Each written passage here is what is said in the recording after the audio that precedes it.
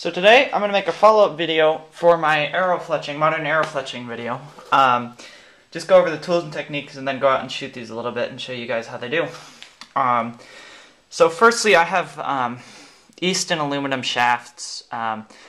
It's just what I had laying around, and so the big thing with those is getting the actual old fletchings and the glue off. And they sell like shaft stripping tools and stuff like that, but really I found that if you just take an X-Acto knife, it doesn't have to be a very sharp one, actually mine's pretty dull, you can actually scrape them off really well. And this would only work for aluminum shafts because you can't actually cut the aluminum with the X-Acto knife.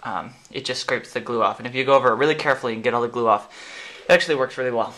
And then after that, you saw me in the video, I took a sanding block and just went over it real quick, just double checked that I had all the glue off, and that it roughs up the surface a little bit for the glue to grab onto, the new glue to grab onto. And then I used a little bit of steel wool.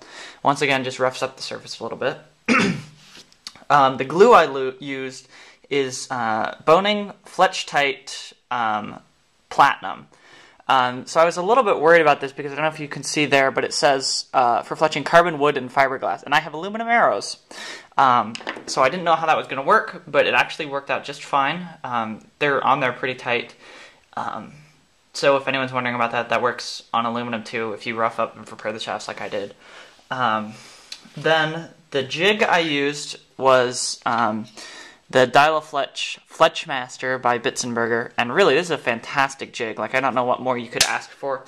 In a jig, I can crank out an arrow pretty quick with it. The key I've noticed is that you gotta let the fletching dry. I usually do just like 45 seconds to a minute, let it dry in the jig, then open it and twist it around and do the next one. And then when you're done with that, you build a stand like this one to hold the arrows while they're drying. And that's just a piece of 2x4 with holes drilled in the side of it. And the other thing you saw me do in the video was on these field points, I Teflon taped the threads on there. Kind of a poor man's Loctite, I guess. The reason I did that is because I'm really sick and tired of having rattling arrowheads when I shoot, and I'm sick of tightening those. So I just threw some Teflon tape on there. I have no clue how that's going to work. It's the first time I tried it, but we'll know after today. I think that's about it. The fletchings I used were just cheap Shields brand. I got 5-inch, I think you can see that there. And they were like $2 for a box of 12. So I got 2 boxes, black and green, and so that's why on some of these, this one has two green arrows and the cock feather is black, and this one has 2 black feathers and the cock feather is green. So you alternate like that. But yeah, let's go out and shoot that. I think today I'm going to shoot it out of the Mulgabet, the Red Oak Mulgabet that I made a video series on. I might take out my hackberry longbow too, my self bow, but I don't know. We'll see. So I've run into an interesting predicament here. I came down to shoot, and look what I found right down where I shoot. So you see, there's where I shoot, and there's a fawn curled up in my backyard. I thought he just moved, but I don't know. He seems very still now. I have no clue what I'm gonna do. Let's see if we can get this sorted out, though. So basically, I ended up waiting for the rest of the day for these fawns to leave. There ended up being 2 of them, and we actually got to see, here's the footage. The first one walked a little bit, it stepped up, and I guess we saw its first steps, which was pretty cool. I mowed the lawn 2 days ago, so they must have been back there, born either yesterday or yesterday evening, or heck, I don't know, maybe not. At the moment, this evening, I recorded this in the afternoon, they're both hanging out where that second one is that stood up, and the first one got over there somehow, I don't know how, but it was an interesting visit. So that fawn finally left. That's right where he was. And he was there for most of the afternoon. I actually had to just go inside and wait him out. Another one is right over there. I think you can see him. He's right there. And we actually got to watch him take his first steps, which was pretty awesome.